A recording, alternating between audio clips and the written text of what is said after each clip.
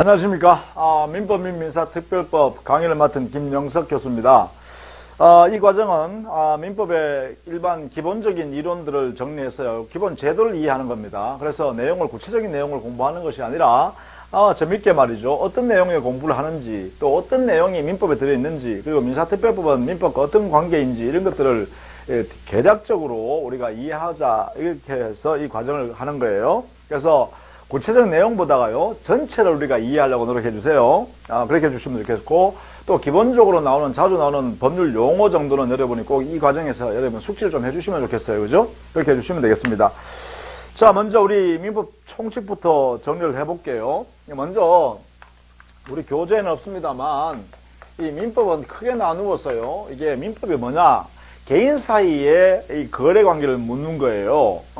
이렇게 개인하고 개인 사이에 이렇게 관계를 맺었을 때 여기에 민법이라는 이런 관계가 이렇게 끼어들면 이 관계를 민법이라는 법률에 의해서 이루어지는 관계다. 이에 대해서 법률관계가 되겠죠? 그렇죠? 이런 것을 이렇게 법률관계라 그래요. 민법이 끼어들어서 개인과 개인 사이에 법률관계를 만들고, 이 법률관계를 만들면 민법은 뭘 주냐 하면 이 개인한테 권리라는 것과 의무라는 것들을 만들어내요. 그래서 여기에 있는 개인이나 여기에 있는 개인이 권리나 의무를 서로 막 갖추게 되게 되죠. 서로 간에 가지게 돼요. 그러면 어느 한쪽이 권리를 가지면 상대방은 의무를 갖겠죠. 그죠? 이렇게 해요. 이런 관계로 우리가 민법을 배우는 근거예요. 이때 권리가 주로요, 민법에 다루는 권리가 주로 어떤 거냐 하면 재산권이요. 재산. 그렇죠? 우리 이 재산 살아가는데 재산 없이서 못 살잖아요. 이 재산 관계와 그 다음에 신분 관계를 크게 이렇게 규율하는 게 민법이에요. 그래서 재산권이나 재산 의무, 그리고 신분 관계를 만들어서 신분 관계를 형성되면 그 사이에서 권리 의무 관계가 이렇게 발생한다, 이런 이야기예요. 이런 관계를 규율하는 것이 민법이다, 이렇게 보면 돼요. 이렇게요. 자, 그런데 우리 민법은 이러한 전체적인 이런 거래 관계를 어떻게 체계적으로 만들었냐 하면, 자, 요 재산권에는요, 크게 나누면 물건을 지배하는 물권이라는 게 있고, 물건을 지배하는 물권. 예컨대 내가 소유자다 그러면 뭐예요? 소유 물건을 내 마음대로 사용하고, 내 마음대로 수익하고, 내 마음대로 처분하죠. 즉 팔아먹을 수 있잖아. 그죠? 이런 게 바로 물권이에요. 이렇게. 그런 게 물권이다. 전세권 설정했다 그러면 전세 목적물인 건물이나 토지를 내가 용도에 따라 사용할 수 있죠. 지배하고 이익을 얻을 수 있죠. 그래서 물건을 지배한다 이 말이에요. 이걸 물권이라고 그래요. 그래서 재산 중에서요, 물건을 지배하는 권리를 물권이라고 그래요. 그리고 사람에 대해서 일정한 행위를 요구할 수 있는 권리요. 예컨대 내가 친구한테 돈을 100만 원 빌려줬다라고 하면 그 친구한테 100만 원 돌려달라, 이렇게 할 수 있는 권리가 생기죠. 이때 그 친구라는 사람한테 100만 원 넘겨주는 행위를 해달라라고 요구하죠. 이걸 우리는 뭐냐, 사람에 대한 권리를 채권이라고 그래요. 그래서 이게 물권이라는 것은 물건을 지배하는 권리고요. 채권은요, 특정된 사람의 행위를 요구하는 권리예요. 행위를 요구하는 권리, 이래 되겠죠. 그죠? 이러한 내용의 것을 재산에 관련돼서 이루어져요. 이때 이 물권과 채권을 재산권이다, 이렇게 표현해요. 이러한 재산권이 물권과 채권을 규율하는 법이 민법이란 거죠. 그죠? 그게 바로 재산권에 관한 물권, 채권을 규율하는 법. 그래서 물권을 규율하는 법을 물권법이라고 하고, 채권을 규율하는 민법을 채권법, 이렇게 표현해요. 그래서 물권과 채권법을 합쳐서 이 민법에 들어있다, 이 말이죠. 그죠? 자, 그것이 우리 중개사가 주로 관여하는 영역이죠. 신분관계는, 원래 신분권 관계는 친족 형성과 그 다음에 상속의 문제를 다루는 게 주로 대상이 돼요. 그러나 이거는 공인중개사가 하는 영역이 아니기 때문에 시험 범위를 안 해요. 그래서 원래는 신분관계도 민법에서 규율합니다. 예컨대 이 신분권 관계는 친족권과 상속권에 관한 문제가 이렇게 있는데, 이 부분을 규율하는 법이 신분법, 친족법, 상속법이라 그래요. 친족법, 상속법, 이렇게 이야기해요. 이런 것을 신분관계 규율 법을 민법에 두고 있어요. 그러나 우리 시험 범위는 아니니까 여기는 제외합니다. 그죠? 제외합니다. 자, 이렇게 해서 물권과 채권법을 이렇게 규율하는 우리 민법을 중심으로 우리가 시험을 대상으로 하고 공부를 하게 되고, 이때 물권과 채권에 관하여 공통적으로 적용되는 제도가 있겠죠. 물권에도 적용될 수 있고 채권에도 적용될 수 있고, 그러면 물권법에도 들어갈 수 있고 채권법 규정에도 들어갈 수 있겠죠. 이러한 공통적인 내용들을 하나로 모아내 가지고 하나의 차트를 만든 게 뭐냐, 이게 민법 총칙이라 그래요. 민법 총칙.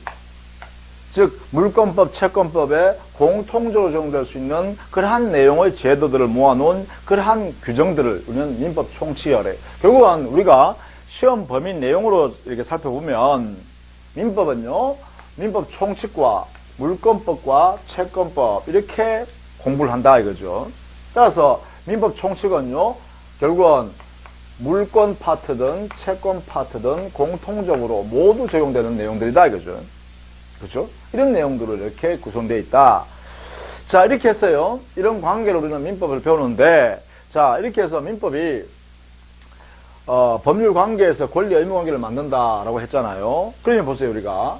자, 갑이라는 사람이, 예컨대 갑이라는 사람이 자기 아파트 소유권을 가지고 있는데 이것을 누군가 5억을 준다면 팔아야겠다.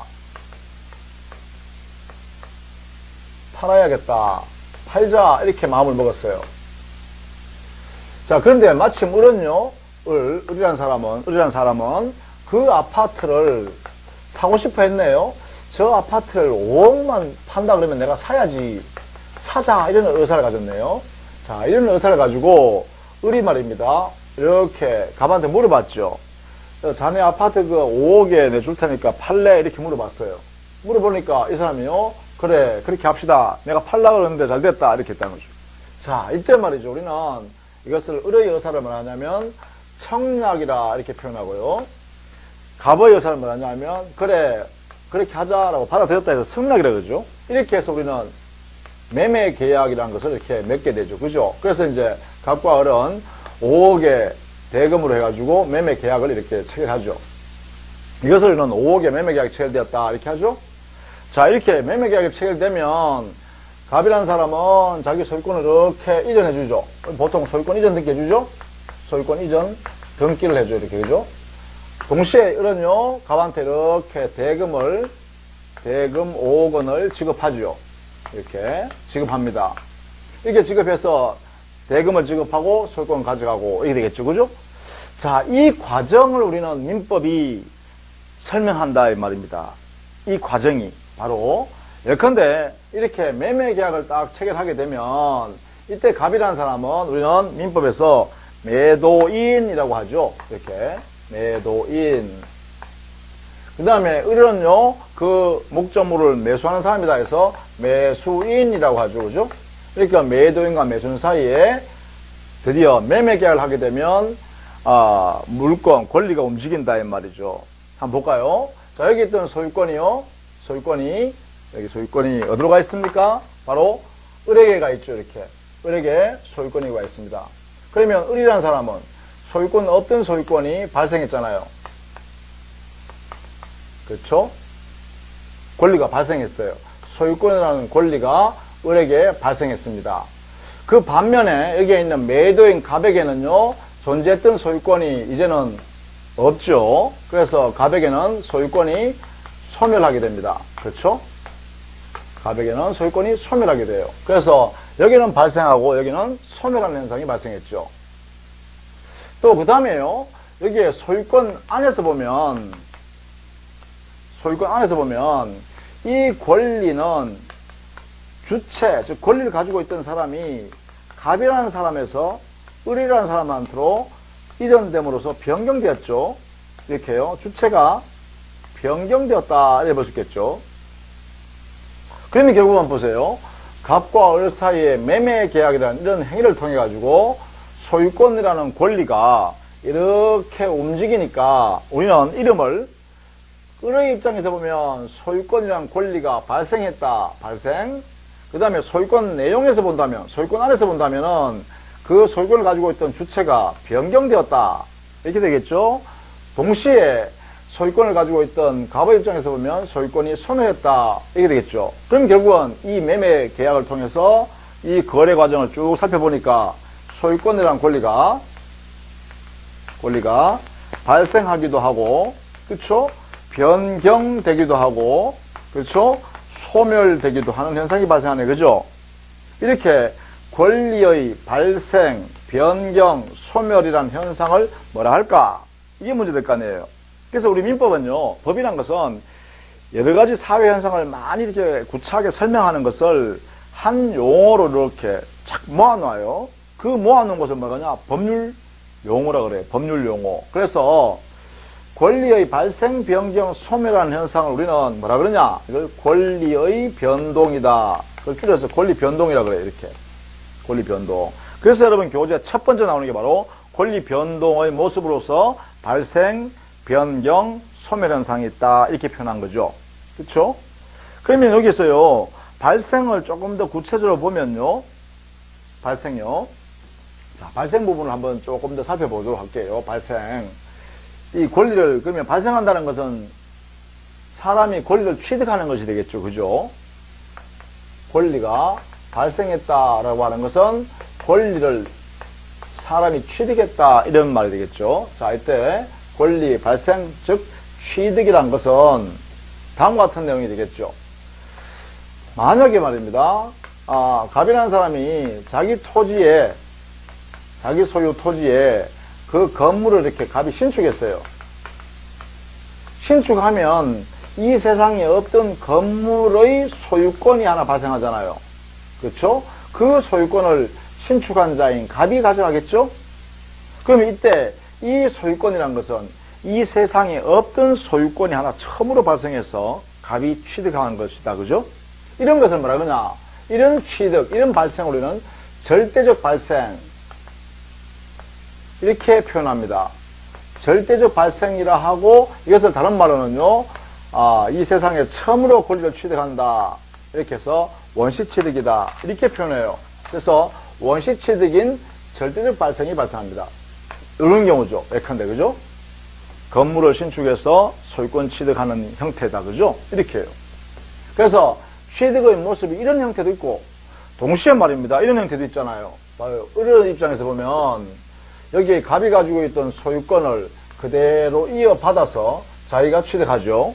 그러면 이 소유권, 을이 취득한 소유권의 소유권 발생이란 것은, 이런 입장에서 보면, 이미 이 세상에 있는 소유권을 그대로 가져왔죠.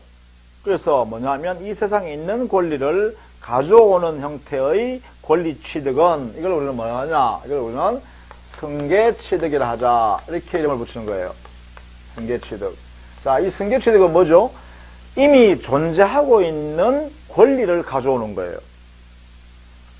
이 세상에 없는 권리를 가져올 수는 없죠. 그래서 승계 취득을 못 하는 거예요. 그죠? 따라서 이 세상에 있는 권리를 가지고 올 때 우선 승계 취득을 한다. 그러면 이렇게 되네요. 권리의 발생 모습에는 이렇게 두 가지 있어요. 이 세상에 없는 권리를 처음으로 취득하는 원시 취득, 절대적 발생. 그리고 이미 이 세상에 있는 권리를 그대로 가져오는 형태의 승계 취득. 이거는 상대적 발생이라고 해요. 이렇게요. 자, 이렇게 용어를 약속하는 거예요. 약속. 이렇게. 발생에는 두 가지 있어요. 자, 그런데 또 승계 취득 한번 볼까요? 이 승계 취득 안에는 승계, 받아오는 모습이요. 받아오는 모습이 두 가지예요, 또. 뭐냐 하면, 여기처럼, 을이라는 사람이 소유권을 가져올 때는 보세요. 갑이 가지고 있는 아파트 소유권을 그대로 가져오죠. 동일성이 유지하면서. 동일성이 유지되는 상태에서 이전해오죠. 그래서 이걸 뭐라 하냐. 승계를요, 이런 승계를 이전해서 승계받는다 해서 이전적 승계 취득이다. 이렇게 표현해요. 그래서 이전한다, 이전. 근데 이럴 수도 있잖아요. 자, 여기서 말입니다. 갑이라는 사람이 이 건물을 신축해서 소유권 취득했어요. 그래서 이 건물을 이렇게 취득해서 뭐 분양도 하고 해야 되는데, 자, 분양도 잘 안 되네요. 그러면 여기 건물 짓는데 돈을 많이 투자했으니까 돈이 부족하잖아요. 유지할 수가 없잖아요. 그래서 어떻게 하냐? 자기의 토지 소유권에다가, 여기다가, 자, KB은행에다가 돈을 한 5억 빌리고, 대출 받는단 말이죠. 대출 받으면 뭐예요? 이 채무죠. 그러면 KB은행은 채권자다, 그죠? 채권. 이런 상태에서 그러면 그냥 빌려주나요? 안 빌려주죠. 그래서 갑의 대지에다가 한 15억 되는 그런 가치가 있는 대지에다가 이렇게 근저당이나 저당권을 이렇게 설정해 주죠. 그러면 이 토지 소유권 위에다가 저당권 등기를 만든 다음에 이 저당권을 누가 가져가요? KB은행이 가지고 있다 이 말이죠. 채권자인, 그죠? 채권자인 KB은행이 이렇게 저당권 또는 근저당권을 갖는다 이 말이죠. 자, 이때 저당권이나 또는 근저당권을 KB은행이 갖는 형태는 뭐예요?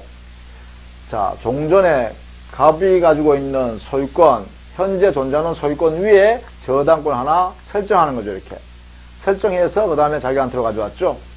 이런 것들을 말하면, 자, 승계오는 건데, 동일성이 유지하게 소유권을 가져오는 게 아니라, 그 소유권, 존재하는 소유권 위에 새로운 권리 하나 이렇게 설정한 다음에 가져오는 것. 이걸 말하면, 이걸 우리는 설정해서 승계받는다 해서 설정적 승계 취득이다. 이렇게 표현한 거죠.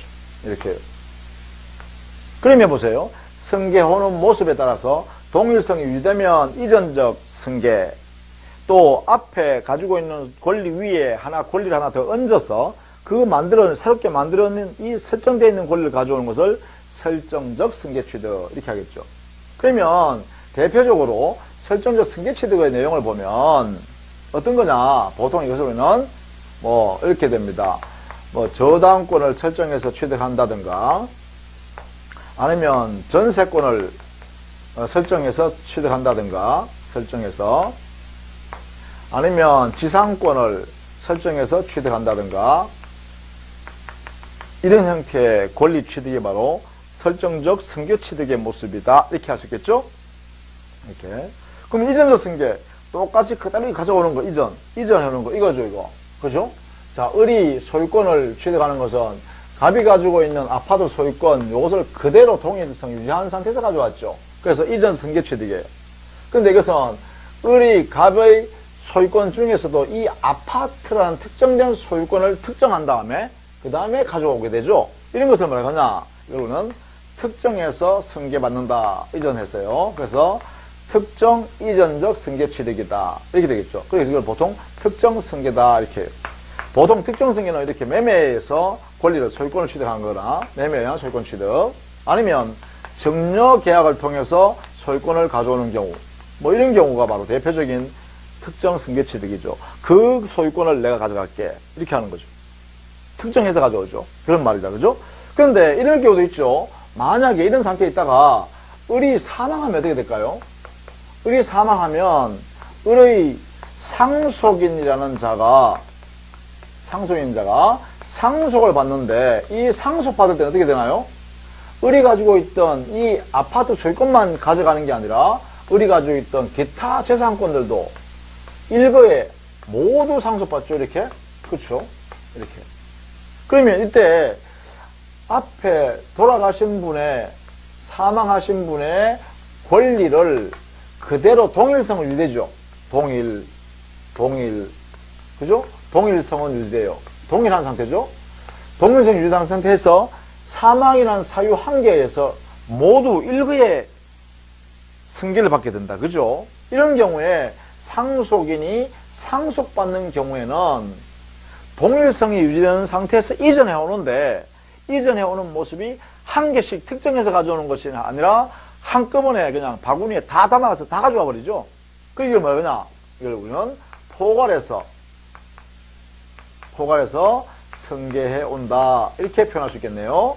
그래서 이전해 오는 모습에는, 동일성 유지하면서 이전해 오는 모습에는 특정해서 이전해 오는 것도 있고 포괄해서 이전해 오는 경우도 있다. 이때 포괄해서 이전해 오는 모습이 바로 상속에 의한 권리 취득이다. 이렇게 되겠네요. 또는 합병의 경우도 마찬가지입니다. 합병의 경우도 이렇게. 자, 이게 바로 권리의 취득 또는 권리의 발생 모습이다 이 말이에요. 그래서 크게 보면 보세요. 원시취득과 승계취득이라는 것이 기본적으로 있는데, 이 원시취득이라는 것은 건물을 신축해서 소유권 취득한다. 그죠? 예컨대 신축해서 소유권 취득하는 것, 이런 것을 말하는데, 승계취득에는 이렇게 다양하게 분류할 수 있겠네. 그죠? 승계취득에는 이전해서 승계받을 수 있고 설정해서 승계받을 수 있다. 설정해서 승계받는 경우는 저당권을 설정해 취득하거나 전세권이나 지상권 등을 설정해서 취득하는 것을 말한다. 이전해오는 모습에는 특정해서 이전해올 수도 있고 포괄해서 이전해올 수 있는데 그 대표적인 예가 각각 이런 것들이 있다. 이렇게 되는 거죠. 자, 이런 현상의 우리 모습을 자 드디어 민법을 처음 공부하실 때는 우리 사회에서 일어나는 현상을 법률 용어로 아주 압축해서 표현하는구나. 이게 민법이구나. 그러면 민법 공부할 때는 어떻게 해요? 법률 용어, 압축되어 있는 법률 용어를 내가 혼자 설명해서 풀어놓을 수 있으면 드디어 내가 법을 알게 되는구나. 이렇게 되겠죠? 이게 이제 민법에 공부하는 제일 첫 번째 단계입니다. 이렇게요. 자, 이런 내용들이 바로 권리의 발생 모습이다. 이렇게 되겠죠? 나머지 권리가 변경한다는 것은 권리 내용 안에서 변경되는 것이겠죠. 예컨대 권리의 변경. 자, 변경 모습이요. 변경은 권리의 요소가 바뀌는 거겠죠. 자, 권리는 어떤 요소로 되어 있냐 하면 권리에는 주체가 존재하고요. 권리에는 내용이 존재하고 권리는 작용을 합니다. 이러한 내용이 주체가 변경되거나 내용이 변경되거나 또는 작용이 변경되는 경우 이게 전부 다 뭐예요? 권리의 변경에 해당되겠죠. 그죠? 이 주체 변경이란 것은 예컨대 소유자 갑이었던 사람이 을에게 소유권을 넘겨줌으로써 을에게 소유권이 넘어갔다 하면 주체자가 을로 변경되었다 이렇게 하는 것이죠. 또 내용이 변경됐다라는 것은 양적으로 변경되거나 질적으로 변경되는 경우를 우리는 내용의 변경이라고 한다 이 말이죠. 예컨대 소유권, 토지 소유권에 지상권이나 저당권이 설정돼 버리면 소유권이 그만큼 줄어들겠죠. 양적으로 그죠. 즉 소유권의 양의 활동이 줄어들 수밖에 없다는 거죠. 왜? 지상권에 의해서 제한받아서 사용 수익할 수 있는 그러한 물권의 성격이 지상권 가버리니까 그 소유권은 사용 수익을 못하게 줄어들어 버렸죠. 또 소유권은 처분 가치를 전부, 교환 가치를 전부 지배하고 있었는데 만약에 돈을 빌려 소유권자가 돈을 빌려 쓰고 그 당의 저당 목적물로 소유물을 제공해줘 버리면 저당권자한테 저당권을 정해주면 저당권자가 돈 빌려준 만큼의 그 교환 가치를 꽉 쥐고 있잖아요. 꽉 쥐고 있으니까 그 양만큼 소유권의 양이 줄어들겠죠. 그래서 만약에 5억짜리 아파트예요. 만약에 은행에 저당권 2억을 잡았다. 돈 2억을 빌리고 저당권을 잡아줬다라고 하면 여러분 이 집을 팔 때는 얼마 받아요? 3억 받죠. 3억. 3억밖에 못 받죠. 왜요? 이미 2억만큼은 은행이 저당권을 꽉 쥐고 있기 때문에 이걸 꽉 쥐고 있기 때문에 이 3억밖에 팔 수 없다는 것이죠. 이렇게 사는 사람은 3억 주고 사지 5억을 안 준다 이 말이야. 5억 주려고 하면 뭐예요? 채무 다 변제해라는 거죠. 그렇죠? 이렇게 되는 거죠. 그래서 이렇게 양적 변경이 존재할 수 있어요. 그죠? 또 질적 변경은 뭐냐 하면 예컨대요. 예를 들면 자동차를 승용차를 사기로 했어요. 중고 승용차를 그 친구한테 친구가 타고 다니는 자동차를 사기로 했어요. 500만 원 주고. 그런데 그 팔기로 한 그 친구가 내한테 500만 원에 팔기로 한 그 친구가 자기의 부주의로 그 자동차를 부숴버렸다라고 하면 결국은 이 승용차를 산 친구는 어떻게 해요? 친구가 내가 500만 원 줄 테니까 승용차 줘 할 수 있는 권리가 있잖아요. 이때는 뭐예요? 승용차 자가용 즉 승용차인 중고차 자동차를 인도받을 권리가 있었잖아요. 근데 이제는 뭐예요? 그 매도하기로 한 사람이 부주의해서 그 건물을, 자동차를 깼다, 부수었다, 이래 하면 어떻게 돼요? 그럴 때는 어떻게 해요? 야, 내가 지금 은행에 돈 빌려가지고 니 돈 주려고 했는데 이자 나갔다. 야, 돈 이자라도 내한테 내놔라. 손해배상해라. 이래 할 수 있겠죠? 이때는 뭐예요? 손해배상이라는 금전배상으로 돈 내놔라 하게 되죠. 물건 내놔라가 돈 내놔라로 바뀌어버린단 말이에요. 그게 뭐냐? 성질이 변경됐다. 이렇게 표현할 수 있겠죠? 그러한 것을 우리는 내용의 변경에 해당된다. 이렇게 표현한 거예요. 그 다음에 작용의 변경이란 것도 있는데요. 이 작용의 변경은 예컨대 부동산 임차권 같은 거예요. 부동산 임차권은 채권이에요. 채권. 자, 채권이라고 보면 뭐랬어요? 사람에 대해서 행사하는, 사람의 행위를 요구하는 권리라고 했죠. 행위를 요구하는 권리다 했어요. 이때 이 사람은 누구냐? 부동산 임차권에서는 임대인에 대해서 이렇게 되겠죠. 임대인에게 일정한 행위를 요구할 수 있는 권리가 임차권이에요. 그럼 임대인한테만 주장할 수 있는 권리라는 거죠, 이게. 그런데 요 부동산 임차권이 우리 민법에 있는 등기라는 제도를 이용하게 되면, 등기를 하게 되면 이때는 임대인뿐만 아니라 임대인이 그 임대해줬던 부동산을 다른 사람한테 양도했다 하면 양수인이 있겠죠. 양수인에 대해서도 부동산 임차권이 등기되어 있다면 이렇게 해요. 이렇다면 여기에 대항할 수 있는 힘이 있다. 대항력이 여기에 발생합니다. 이렇게 여기 주장할 수 있는 힘이 생겨요. 이게 뭐예요? 작용이 병행되는 거죠. 종래 부동산 임차권은 등기하기 전에는 누구한테만 주장할 수 있었어요? 그래요. 임대인한테만 주장할 수 있었어요. 그죠? 임대인만 주장할 수 있던 것들이 등기라는 제도를 이용하면 대항력이 생겨서 제3자죠, 이게. 임대인이 아닌 제3자에 대해서도 이렇게 주장할 수 있는 힘이 생긴다. 이런 얘기예요. 이런 내용을 우리는 권리의 변경이라 해요. 자, 이런 내용을 우리는 이해해 두시면 되겠어요. 자, 그 다음에 권리의 소멸인데요. 권리 소멸은 만약에 건물이 낙뢰를 의하여 불이나 화재가 나서 다 타버렸다고 생각해 보세요. 그러면 이 세상에는 그러한 건물이 없어졌죠. 그 건물이 없어지면 건물에 대한 소유권도 함께 없어지는 거죠. 이때 멸실된 건물의 경우는 소유권이 절대적으로 소멸됐다. 그죠? 이 세상에 없죠? 이래 되겠죠? 이게 멸실된 건물의 소유권은 이 세상에 영원히 없어졌다. 그런 것을 권리의 절대적 소멸이라 이렇게 표현한다. 그런데 말이죠. 우리가 여기서 봤듯이 갑이라는 자가 자기 소유권을 을한테 처분해서 을한테 소유권 넘겨줌으로써 갑이 소유권을 소멸시켰다라고 할 때 이 소멸은요. 당의 그 아파트 소유권이 영원히 이 세상에 없어진 게 아니라 을한테 가 있을 뿐이지 자기한테는 그죠? 없지만 이러한 형태의 소멸을 뭐라 그러냐? 상대적 소멸이라고 그래요. 그러니까 자기한테 있는 권리가 다른 사람한테 가 있고 나한테 없어져 버린다. 이걸 뭐라 그런다?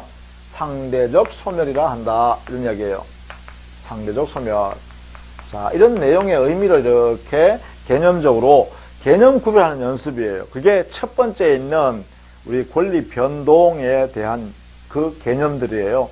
자, 이런 내용을 우리는 부른다, 이렇게 부른다라는 것이죠. 자, 그 다음에 두 번째, 법률행위라는 개념을 배워요. 법률행위.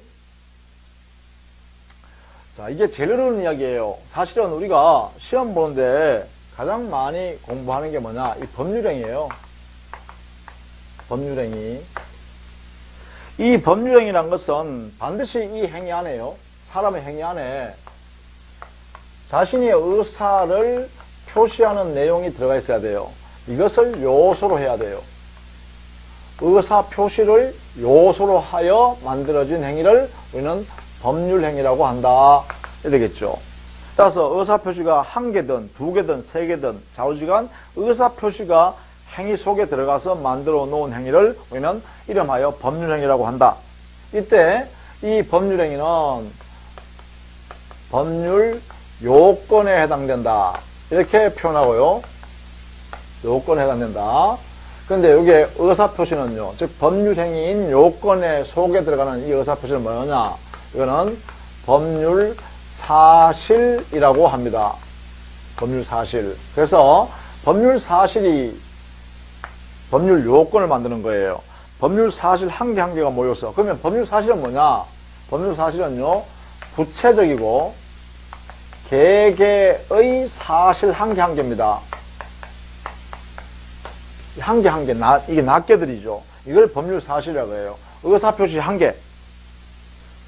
자, 그 다음 법률요건은 뭐냐? 법률요건이란 것은, 이것은요, 법률사실을 모여서 다 만드는 거예요. 총체. 법률사실의 총체. 왜 총체 여러 개 모았느냐? 모은 이유는 법률 효과를 만들기 위해서요. 법률 효과는 건 뭐냐? 법률 효과는 민법상의 권리와 의무를 만드는 거예요. 권리와 의무라는 이런 효과를 만들어내기 위해서 만들어 놓은 법률 사실 모두 모인 것, 필요로 하는 법률 사실 다 모아놓은 것, 이걸 법률 요건이라 그래요. 그러면 법률 요건은요, 법률 사실에 의해서 만들어져요. 그래서 이렇게 되겠죠. 화살표 하면 이렇게 해요. 법률 사실이 모여서 법률 요건을 만들고, 법률 요건을 다 만들면 어떻게 되냐? 그때 법률 효과인 권리 의무가 발생하는 거예요. 이렇게 요건이 갖추어지면 법률 효과가 생긴다. 즉 권리 의무 관계가 발생한다. 이렇게 되겠죠. 그래서 보통 의사표시라는 법률 사실이 모여서 법률 행위라는 법률 요건을 만들면 드디어 효과인 권리 의무가 생긴다. 이렇게 되는 거죠. 이런 내용입니다. 자, 그러면 의사표시와 법률 행위라는 관계는 의사표시는 법률을 만드는 꼭 필요한 필수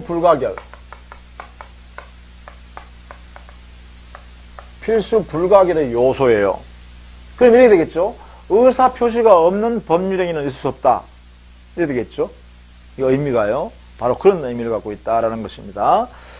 자, 이러한 법률행위가요. 이 법률행위가 뭐 법률 그러면 예를 들면 어떤 거 있냐? 뭐 이렇게 예를 들면 보세요. 매매 계약을 했다. 뭐 임대차 계약을 했다. 교환 계약을 했다. 이런 등등의 계약 행위들은 다 이렇게 들어가는 거예요. 계약 행위. 이 계약 행위에는 최소한 청약이라는 의사표시, 승낙이라는 의사표시가 이렇게 들어간다는 것이죠. 그래서 의사표시가 두 개나 들어가요. 이게 들어가서 만드는 것이 계약이거든요. 이렇게. 그래서 이 계약 행위인 매매, 임대차, 교환, 공통점 뭐냐? 청약과 승낙이라는 의사표시가 이 안에 다 들어가 있다. 그 내용이 들어가 있으니까 법률 행위가 되겠죠. 이게 법률 행위, 이것도 법률 행위, 이것도 법률 행위. 이렇게 되겠죠? 다 법률 행위예요. 이렇게요. 자, 이런 예를 말하는 거예요. 그래서 우리 시험에는요, 매매라는 법률 행위와 임대차라는 법률 행위와 교환이라는 법률 행위를 시험 대상으로 해요. 이런 계약이요. 매매 계약, 임대차 계약, 교환 계약. 이게 우린 계약법에서 우리 시험 범위 내용으로 하고 있어요. 이게 전부 다 뭐라고요? 법률 행위라고. 이게 공통점이 뭐라고? 의사표시가 들어있다는 거죠. 이 안에 의사표시가 들어가 있다. 그래서 매매, 임대차, 교환 등과 같은 이 계약은 전부 다 뭐라고 한다? 법률 행위라고 한다. 이런 이야기예요. 이렇게. 자, 그래서 법령의 요건이 지금 거기에 나와 있는데요. 법령의 요건이라는 것은 뭐냐? 법령의 요건이란 법률 행위가 만들어지기 위한 요건과 그걸 우리는 법률 행위가 성립하기 위한 요건 이렇게 이야기해요. 성립 요건이라고 하죠. 즉 이 말은 뭐냐? 성립 요건을 모두 갖추면 어떻게 돼요? 성립하게 돼요. 법령행위가. 법령행위 성립한다는 것은 법령행위가 존재하게 되겠죠? 이게요. 즉 법령행위가 성립하기 위한 일반적 요건은 뭘까? 최소한 이 행위를 하는 사람이 있어야 되겠죠? 당사자가 있어야 돼요. 당사자. 두 번째, 그 당사자가 이 법령행위를 하려는 목적을 가지고 있어야겠죠? 목적이 존재해야 되죠. 세 번째, 목적을 머릿속에만 갖고 있어서는 절대로 행위가 만들어지지 않잖아요. 그래서 반드시 뭐예요? 바로 여기 의사표시가 들어가야 된다겠죠? 따라서 이 목적을 담아서, 의사에 담아서 표시해야 되는 거죠. 그래서 이 세 가지가 존재하여야 성립합니다. 이렇게 해요. 그래서 우리는 보통 당사자 존재, 목적 존재, 의사표시 존재는 법령행위의 일반적 성립 요건이다. 이렇게 표현해요. 이렇게 당사자, 목적, 의사표시가 존재하면 일반적으로 법령행위가 성립하여 존재한다. 이러겠죠? 이 중에 어느 한 개라도 존재하지 않게 되면 그러면 어떻게 돼요? 불성립하게 되겠죠. 불성립. 다른 말하면 부존재 되겠다. 그죠? 부존재. 이렇게 되겠죠? 그래서 불성립, 부존재의 문제입니다. 이렇게 당사자 존재, 목적 존재, 의사표시 존재하면 일반적으로 성립하게 된다. 법령행위가. 일반적, 그래서 요건이라고 그래요. 일반적 성립 요건. 자, 이러한 내용이에요. 법령행위가 성립됐다고 해서 언제나 유효가 있는 것은 아니에요. 따라서 법령행위가 성립된 법령행위가 유효라 하기 위해서는 이걸 효력이 발생한다 그래요. 효력이 발생한다. 효력이 발생하기 위한 요건, 이걸 유효 요건 또는 효력 요건 이렇게 해요. 다 같은 말이네요. 이렇게요. 즉 유효가 되기 위해서 필요한 요건을 효력 요건이라고 그래요. 여기에는요, 성립 요소인 당사자, 목적, 의사 표시가 존재하는데, 일반적으로 이 효력이 유효하기 위해서는 당사자는 반드시요, 반드시 능력을 갖추어야 합니다. 능력을 갖추어야 한다. 즉, 당사자에게 능력을 갖추어야 한다라는 것이 효력 요건이에요.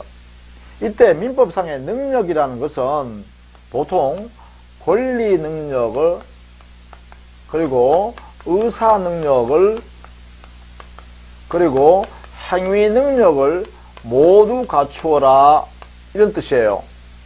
의미는요, 그래서 민법에서의 능력이라는 것은 권리 능력, 의사 능력, 행위 능력, 이 세 가지의 능력을 모두 능력을 갖추어라, 요 안에 들어간다는 것입니다. 다 갖출 것, 이 말입니다. 그러면 권리 능력이라는 것은 권리 주체가 될 수 있는 능력, 즉 자연인일 것, 태어나 있을 것, 생존하고 있을 것, 이런 뜻입니다. 생존. 자연인일 때는 생존하고 있을 것, 법인이면 법인은 설립등기에서 존재할 것, 이런 뜻입니다. 그 다음 의사 능력은 뭐냐? 의사를 결정할 수 있는 능력이 있을 것. 결정할 수 있으면 뭐예요? 사리 변별하는 거죠. 사리 변별 능력이 있을 것, 이런 뜻이에요. 즉 판단 능력이죠. 판단 능력을 갖출 것, 이런 뜻입니다. 행위 능력이라는 것은, 요 행위라는 것은 법률행위를 말해요. 법률행위. 즉 법률행위 능력이라는 의미는 행위 능력이라는 의미를 갖고, 행위 능력이라는 것은 자기 혼자 단독으로 홀로 유효한 법률행위를, 행위를 할 수 있는 능력, 유효행위를 할 수 있는 능력이에요. 혼자 확정적으로 유효하게 할 수 있는 능력이에요. 이게요. 즉 결국은 우리 민법상 원칙은요, 의사 결정 능력, 사리 변별 능력이 있다라고 하면 당연히 뭐예요? 행위 능력이 일반적으로 있다, 이렇게 해석하는 거죠. 자, 어떻든 간에 법률행위가 유효되기 위해서는 법률행위를 하는 당사자가 능력을 갖추고 있어야 한다. 그 능력을 갖춘다는 것은 권리 능력, 의사 능력, 행위 능력을 모두 갖추라는 것이다. 이렇게 정리합니다. 그러면 만약에 못 갖췄다면 어떨 거냐? 권리 능력이 없다면 무효가 됩니다. 의사 능력이 없다면 이것도 역시 무효가 됩니다. 행위 능력이 제한되어 있다면 이때는 취소할 수 있다, 이렇게 돼요. 자, 이게 법 효과예요. 여기에 있는 권리 능력이 없다면 무효가 된다. 의사 능력이 없다면 이때는 무효가 된다. 행위 능력이 제한되어 있다면 취소가 할 수 있다. 이게 법 효과예요. 자, 이때 권리 능력이 없다는 것은 사망했다라는 것이죠. 생존하지 않는다는 거니까 사망했다. 그러면 그 행위는 행위 당시에 벌써 사망하고 있는데 행위돼 있다 그러면 그건 무효란 거예요. 그 다음 두 번째, 의사 능력이 없다. 예컨대 의사 능력이 없는 건 뭐냐? 뭐 만취된 사람, 술에 만취된 사람이라든가 정신병이 있는 사람이라든가 또는 백치라든가, 그렇죠? 백치. 또 유아요, 젖먹이 아이 있죠? 젖먹이 아이라든가 이런 것은 뭐냐? 이럴 때는 그렇죠, 혼자 사리 변별을 할 수 없죠. 그래서 사리 변별 능력이 없는 사람들이고 이런 사람들의 행위는 무효란 거예요. 그 다음에 행위 능력이 제한되어 있는 자, 이걸 제한 능력자라 그래요. 이 제한 능력자의 경우는 우리 민법에서 법정 대리인의 동의를 받아서 해라, 이래 됐어요. 법정 대리인의 동의. 그런데 이 동의를 받지 않고, 법정 대리인 동의를 받지 않고 제한 능력자가 단독으로 행위를 했다면 이때는 취소할 수 있다, 이런 이야기예요. 무효는 권리 의무가 안 생긴다는 거, 효력이 안 생긴다는 말이고, 취소는요 조금 다르죠. 자, 이리로 왔어요. 자, 우리는 앞으로 민법에서 취소란 말을 많이 배웁니다. 자, 민법에서 원칙적으로 취소라는 의미는 기본적으로요, 유효한 행위를, 유효한 법령에 대하여 일정한 취소 사유가 여기에 존재한다. 취소 사유가 여기에 존재한다. 라고 하면 이 행위에 대해서 취소권을 행사해 주세요. 취소권 행사. 이렇게 행사하면요, 이 유효한 행위였던 것이 계약할 때, 즉 법령이 할 때로 처음으로 들어가서 처음부터 무효였던 것으로 이렇게 확정해버립니다. 간주요. 간주 확정해버려요. 우리 민법에 있어요. 이런 상태로 우리는 취소할 수 있다. 이렇게 표현해요. 이렇게. 유효한 행위를 취소한다라고 취소권 행사해버리면 그 행위가 처음부터 무효인 것으로 바꿔버리는 것. 이걸 취소제도라 그래요. 그래서 취소사유는, 이 취소사유는 반드시 법에 정해주는 거죠. 그 중에 하나가 바로 제한능력자가 법정 대리인의 동의도 받지 않고 자기 멋대로 거래행위라는 법령을 했을 때, 즉 의사표시했을 때 그것을 우리는 취소할 수 있도록 한다 이 말이죠. 취소해버리면 어떻게 되냐? 바로 처음부터 무효가 된다. 이게 효과죠. 취소 효과라 그래요. 처음부터 무효인 것으로 확정해버린다. 간주해버린다. 이거예요. 자, 이것은 대단히 중요한 것입니다. 이 부분요. 취소. 반드시 알아두셔야 돼요. 취소라는 개념은 유효한 거래인 법령일을 취소 사유가 그 안에 있기 때문에 취소권을 행사해버리면, 취소한다라고 해버리면 그 유효한 행위가 처음부터 무효인 행위로 확정해버린 것, 간주해버리는 것. 이것을 우리는 취소의 제도라 그래요.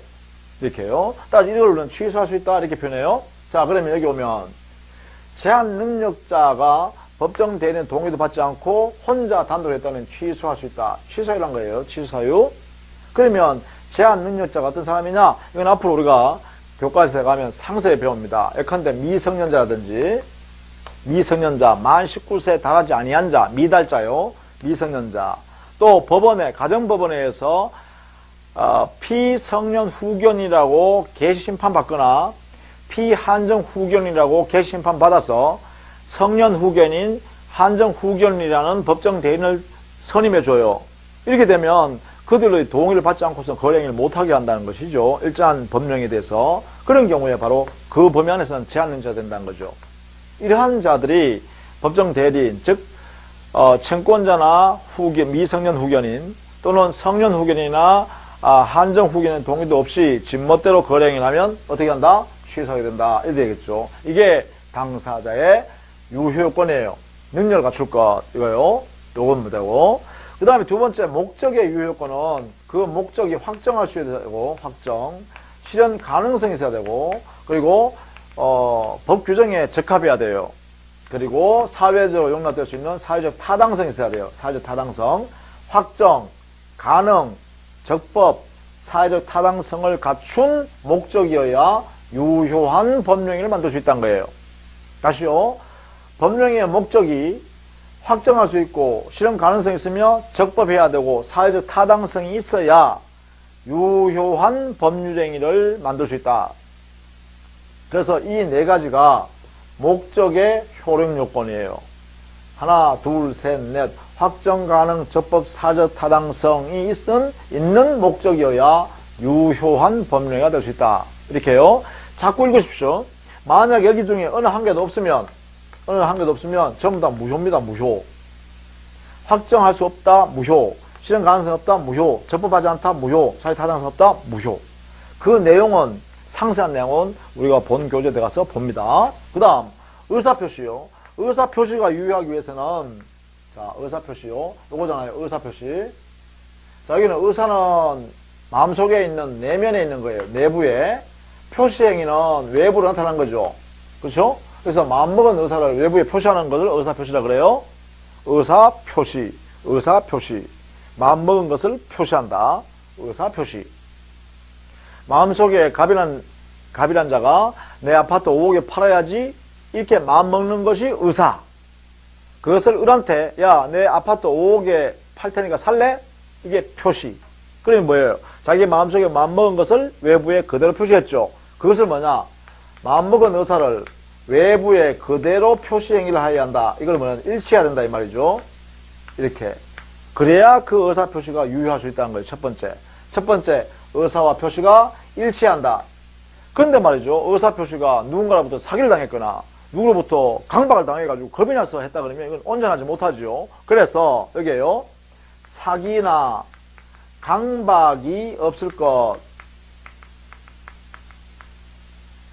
이렇게 되겠죠. 즉 의사 표시가 일치할 뿐만 아니라 누구로부터도 사기나 강박을 받지 않은 상태에서 사기도 강박도 없는 상태에서 의사 표시를 할 것. 그래야 그 법령이가 유효가 된다 이 말이지. 의사 표시가 일치하고 그 다음에 의사 표시 일치한 상태인데 사기 강박이 없는 상태에서 이루어졌을 때 그때 그 의사 표시는 유효한 법령을 만든다 이렇게 되겠죠. 그럼 결국은 이거예요. 법령의 효력 요건은요, 이 요소, 여기는 3가지, 여기는 4가지, 여기는 2가지. 그쵸? 하나, 둘, 3가지 다 갖춰야 되고, 하나, 둘, 셋, 넷, 4가지 다 갖춰야 되고, 하나, 둘, 같이 갖춰야 되죠. 이렇게 다 갖추었을 때 일반적으로 그 법령에는 유효하다라고 하는 거예요. 보다시피 여기에 흠이 있으면 좌우지간 우리 민법에서 무효가 되거나 취소 문제가 발생하는 거죠. 예컨대 이런 거죠. 이 의사표시가 불일치한다. 이것도 역시 우리 문제가 생기는 거죠. 우리 민법에 비진이 표시가 된다든가 아니면 허위 표시가 된다든가 아니면 착오가 되어가지고 무효가 되거나 취소의 문제가 발생해요. 여기에요. 이게 불일치가 되면 또 사기강박이 없어야 되는데 사기강박이 있어버리면 어떻게 되느냐. 있어버리면 이것도 역시 우리 민법에 취소의 문제를 다룬다. 자, 여기 있는 이 부분이요. 그만큼 중요하다. 그래서 여러분 교재는 첫 페이지에 여기 간단한 표로 만들어 놨습니다만 요거는 우리 교재에 가면 아주 상세하게 공부해야 될 내용이에요. 다음 페이지에 보시면 거기에 특별 선임 요건과 효력 요건을 정리해 놨죠. 뭐 이런 것도 있다라는 거 정도만 아시면 되겠어요. 중요한 것은 뭐냐? 여기는 중요한 것은요. 법률행위가 효력을 발생하기 위해서는 유효하게 되기 위해서는요. 일단 성립 요건을 갖추고 당사자 목적 의사표시라는 일반적 성립 요건을 갖추어서 법령행위가 성립하고 성립되어 있는 상태에서 당사자가 능력을 갖추고 그다음 목적이 확정 가능 적법 사회 타당성이 있고 의사표시가 일치하면서 사기강박 없는 상태에서 이루어졌을 때 그때 드디어 그 법령행위가 효력이 발생한다 이 말이야. 유효가 된다 이 말이죠. 자, 이 의미를 요게 법령의 의의와 요건에서 여러분이 그런 것을 말하는구나. 이렇게 민법을 공부하는구나 라는 것이에요. 그럼 결국 우리 공부할 게 뭐냐? 이런 개념들을 공부하고 또 여기에 흠이 있을 때 이러한 왜 무효로 하고 취소가 되는지 그리고 이런 요건들이 뭔지 다시 요 안에 구체적인 내용들을 보는 거예요. 그죠? 요걸 우리가 공부하는 내용이다 라고 보시면 되겠어요. 자, 첫 시간 여기까지 할게요. 다음 시간에는 법령의 이제 종류를 보려고 그래요. 이 법령위가 어떤 형태가 존재하는가, 종류가, 그죠? 그걸 좀 살펴볼 생각입니다. 자, 수고하셨고요. 첫 시간인데, 여러분은요, 이걸 한 개 한 개 다 외우려고 그러지 마세요. 그냥 쭉 들어보세요. 편하게, 법령이나, 의사표시 들어가면 법령이가 그런구나. 이렇게 해요. 그럼 법령이 어떤 거냐? 예를 들면 매매 같은 거라든지, 임대차 계약하는 거, 이런 게 법령이라 한다. 왜냐하면 그 안에는 개인이 의사표시 하니까, 그 의사표시 통해서 매매도 하고 계약도 뭐 임대차 계약도 하니까 그래서 매매나 임대차 이런 거 전부 다 통틀어서 그냥 법령이라고 이렇게 한마디로 추린다. 같은 말이다 이렇게 하는 거죠. 자, 이렇게 정도만 여러분 이해해 주시면 되겠죠. 자, 다음 시간에 또 계속 할게요. 수고했습니다.